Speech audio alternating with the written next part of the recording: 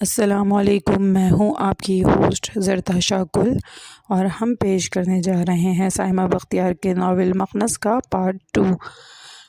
عائشہ اس ننھے سے وجود کو خود میں بھینچ کر سسکتی چلی گئی۔ فضا آپا نے اسے چپ کروانے کی کوشش نہیں کی۔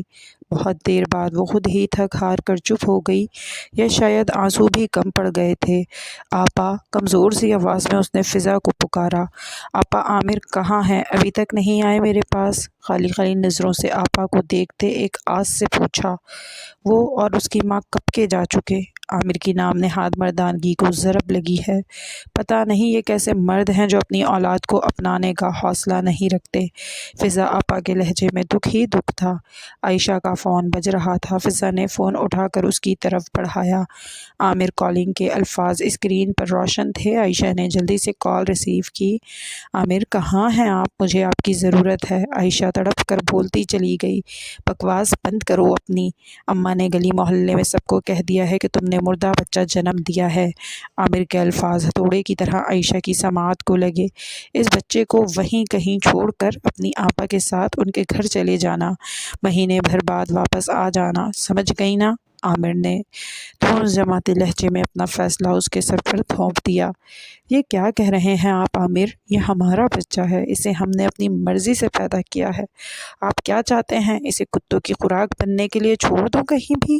عائشہ نے پہلی بار ہمت کر کے عامر کو باتیں سنائی تھی۔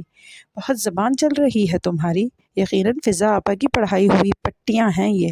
کان کھول کر سن لو، میرا اس بچے سے کوئی واسطہ نہیں، اس لیے وہی کرو جو میں کہتا ہوں، ورنہ میری طرف سے تم آزاد ہو۔ عامر نے صاف لفظوں میں دھمکی دی۔ خدا کا خوف کریں عامر، یہ بھی اللہ کی دی ہوئی اولاد ہے، ایسا نہ کریں ہمارے ساتھ۔ عائشہ عامر کے خیالات جان کر کانپ گئی تھی۔ جتنا کہا ہے بس اتنا کرو، مجھے دینداری نہ سکھاؤ۔ فون پٹک دیا گیا تھا۔ ہیلو ہیلو، وہ ہیلو ہیلو ہی کرتی رہ گئی۔ فضا آپا نے اس سے فون لیا تھا، وہ سب کچھ سن چکی تھیں اور سمجھ بھی چکی تھیں۔ فضا آپا نے اس سے فون لیا تھا، وہ سب کچھ سن چکی تھیں اور سمجھ بھی چکی تھیں۔ یہاں انا، عزت اور معاشرہ، اولاد اور باپ کے بیچ حائل ہو گیا تھا، سو اب کچھ بھی کہنا اور سمجھانا بے سود تھا۔ آپا اب کیا ہوگا؟ میں اپنے بچے کو نہیں پھینکوں گی، میں اسے کسی کو بھی نہیں دوں گی، یہ میرا بچہ ہے، میری جان ہے۔ وہ بچے کو چومتی جا رہی تھی۔ تم بے فکر رہو میری جان، ہم اسے گھر لے کر جائیں گے، آہستہ آہستہ عامر کو سمجھا لیں گے، وقتی طور پر وہ جذباتی ہو گیا ہے، سب ٹھیک ہو جائے گا۔ آپا نے اس کے سر پر ہاتھ رکھ کر تسلی دی۔ اگلے دن اسے ہاسپٹل سے ڈسچارج کر دیا گیا تھا۔ فضا آپا اسے اپنے گھر لے آئی تھی، لیکن وہ جانتی تھیں کہ کچھ بھی اب ٹھیک نہیں ہو سکتا۔ فضا آپا کے شوہر صابر بھائی کا رویہ عائشہ کے ساتھ آج بہت روکھا روکھا تھا۔ انہوں نے ایک نظر بھی بچے پر نہیں ڈالی تھی، نہ ہی عائشہ سے کوئی خیر خیریت کی۔ تم آرام کرو، میں کھانے کا انتظام کرتی ہوں۔ فضا اسے چھوڑ کر چلی گئی۔ عائشہ کو فضا نے اپنے ساتھ والا ایک چھوٹا کمرہ دے دیا تھا۔ بات سنو فضا، ہم کیسے مہینے بھر اسے یہاں رکھ سکتے ہیں؟ صابر بھائی کی آواز پر وہ چونکی۔ ان کی آواز اتنی اونچی تھی کہ وہ صاف سن سکتی تھی، یا شاید اسے سنانے کے لیے ہی وہ اونچا بول رہے تھے۔ آہستہ بولیے صابر، ویسے ہی اس پر قیامت ٹوٹی ہے، میرے علاوہ اس کا ہے ہی کون جو وہ یہاں نہ آتی؟ فضا نے صابر کو چپ کروانے کی کوشش کی۔ دیکھو فضا، کہیں یہ مصیبت ہمیشہ کے لیے ہی سر نہ پڑ جائے، ہماری اپنی بھی ایک بیٹی ہے، اس کا بھی سوچو، بس 2-4 دن میں اپنی بہن کو چلتا کر دو۔ صابر نے 2 ٹوک الفاظ میں اپنی بات کہہ دی۔ وہ کہاں جائے گی صابر؟ فضا کو اپنے شوہر سے اس رویے کی امید ہرگز بھی نہیں تھی۔ اپنے شوہر کے گھر جائے گی؟ اور کہاں جائے گی؟ صابر نے آنکھیں ماتھے پر رکھ لیں۔ عامر اس بچے کو اپنانے کے لیے راضی نہیں ہے۔ فضا نے اسے حالات کی نزاکت سمجھانا چاہی۔ کیا مطلب؟ اگر وہ راضی نہیں تو تم کیوں لیے لیے گھوم رہی ہو؟ ڈالاؤ کسی ایتھی کے چولہے میں، مگر 2 دن بعد انہیں یہاں نہ دیکھوں میں۔ انگلی اٹھا کر وارن کرتے صابر گھر سے نکل گیا تھا۔ عائشہ نے سب کچھ اپنے کانوں سے سنا تھا۔ کاش زمین پھٹتی اور وہ اس میں سما جاتی۔ بچے کے رونے کی آواز پر وہ چونکی تھی۔ زوہا بھی کمرے میں چلی آئی تھی۔ خالہ، یہ کیوں رو رہا ہے؟ میری جان، پیارا سمنا، وہ پیار سے اسے پکارنے لگی۔ عائشہ کا دماغ کام نہیں کر رہا تھا۔ وہ خاموش بیٹھی بس اپنے بچے کو دیکھ رہی تھی جو بالکل معصوم سا تھا۔ خالہ، اس کا نام کیا ہے؟ زوہا کی بات پر اس نے نظر اٹھا کر زوہا کو دیکھا۔ نام؟ اس کا نام کیا ہوگا؟ کیا پہچان ہوگی بھلا؟ وہ خود ہی الجھ گئی۔ नाम उसका नाम अब्दुल्ला है। फ़िज़ा आपा ने पीछे से आकर आयशा की मुश्किल हल की। ये अल्लाह का बंदा है, हमसे भी ज़्यादा अल्लाह के करीब और अल्लाह का पसंदीदा बनेगा अब्दुल्ला। क्यों आयशा? फ़िज़ा आपा ने आयशा को देखा जो गुमसुम सी लग रही थी। आपा, मैं अपने घर वापस जाना चाहती हूँ। कब तक यहाँ मुँह छुपाए बैठी रहूँगी? मैंने कोई गुनाह नहीं किया। ये मेरी और आमिर की औलाद है, उसे भी समझना होगी ये बात। आयशा ने अब्दुल्ला को चुप करवाने की गर्ज से गोद में उठाया। आयशा, अपनी बहनों की बातों का बुरा ना मनाओ, उन्हें मैं समझा लूँगी। ये तुम्हारा अपना घर है, तुम यहाँ आराम से रहो। फ़िज़ा आपा पल भर में जान गई थी कि वो क्यों जाना चाहती है। नहीं आपा, साबिर भाई की बातों का बुरा नहीं माना मैंने। आप बताएं कि कब तक रहूँगी मैं यहाँ? वापस तो जाना ही है ना, और जब भी जाऊँगी आमिर और उसकी माँ का सामना करना ही पड़ेगा।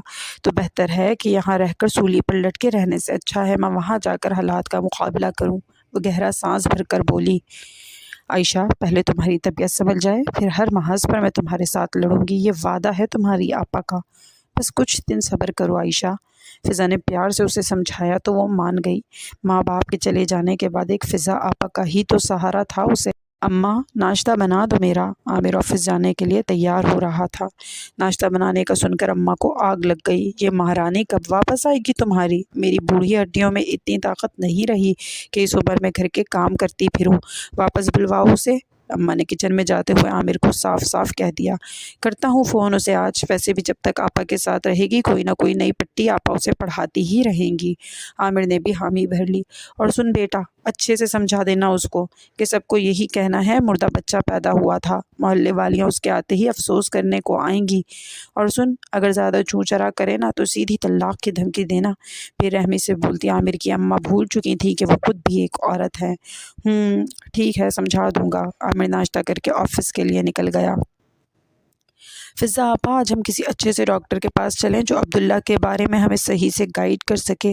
आयशा ने आहिस्ता आहिस्ता ख़ुद को संभाल लिया था। वो हकीकत को तस्लीम कर चुकी थी। ठीक है, ज़ोहा को स्कूल जाने दो, फिर 10 बजे तक चलते हैं। फ़िज़ा आपा ने नाश्ते के बर्तन समेट कर ज़ोहा को स्कूल के लिए तैयार किया। 10 बजे तक फ़िज़ा आपा ने सब काम जल्दी जल्दी निपटा कर अब्दुल्ला को भी तैयार कर दिया। चलो आयशा। वो दोनों घर को ताला लगाती शहर के मशहूर हॉस्पिटल पहुँच गईं। बीबी, इस बच्चे का इलाज मुमकिन है, लेकिन ये इंतहाई महंगा इलाज है। आपको चाहिए कि आप बर्थ डिफेक्ट्स फाउंडेशन के ज़रिए इसका इलाज करवाएं। ये पैदाइशी नकाइस में से एक काबिल इलाज बीमारी है। डॉक्टर लियाकत अली मिर्ज़ा एक काबिल एंडोक्राइनोलॉजिस्ट हैं। अगर आपके लिए मुमकिन हो तो उनसे रब्ता करें। डॉक्टर ने काफ़ी अच्छे तरीके से आयशा को गाइड किया। आपा, मुझे एक उम्मीद की किरण नज़र आ रही है। मैं अपने अब्दुल्ला के लिए सब कुछ करने को तैयार हूँ। आयशा के दिल में एक नई उम्मीद जन्म ले चुकी थी। हाँ आयशा, मैं तुम्हारे साथ हूँ। फ़िज़ा आपा को भी डॉक्टर की बातों से काफ़ी तसल्ली मिली। वो दोनों उम्मीद का दामन थामे घर वापस पहुँची तो वहाँ आमिर उनके इंतज़ार में बैठा था। आयशा की गोद में मौजूद बच्चा देखकर वो गुस्से में खड़ा हो गया। ये क्या ड्रामा है आयशा? कहा था ना तुमसे इस गंद को वहीं कहीं फेंक आना। आमिर सफ़ाकी से बोलता आयशा की तरफ बढ़ा। ये मेरा बच्चा है। गंदगी? ये नहीं गंदगी, तुम्हारी सोच में है गंदगी। वो 2 कदम पीछे हटी। मैं अपने हाथों से गला घोंट देता हूँ इसका। आमिर अपने हवासों में नहीं था। आयशा ने डर के चीख मारी। फ़िज़ा आपा ने दरमियान में आकर आमिर को रोका। आयशा भागती हुई अपने कमरे में जाकर बंद हो गई। अब्दुल्ला उसकी गोद में था। आयशा की सांस धुनकी की तरह चल रही थी। वो रोते हुए दरवाजे के साथ कमर टिकाए बैठ गई। नन्हा अब्दुल्ला भी शायद माँ के दर्द को महसूस कर रहा था। वो भी चीख चीख कर रोने लगा। ये अच्छा नहीं किया आपने फ़िज़ा आपा।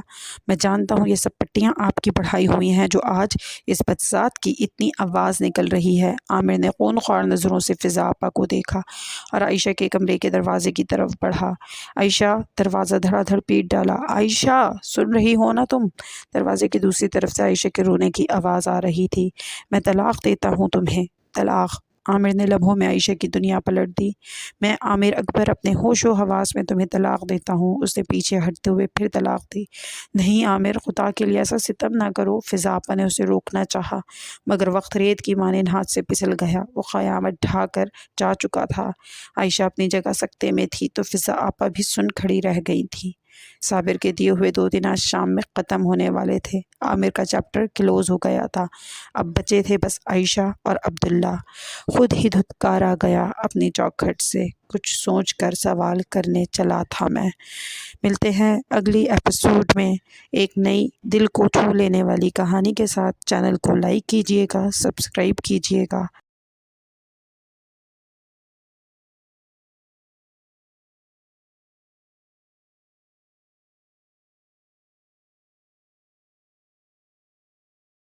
دل کو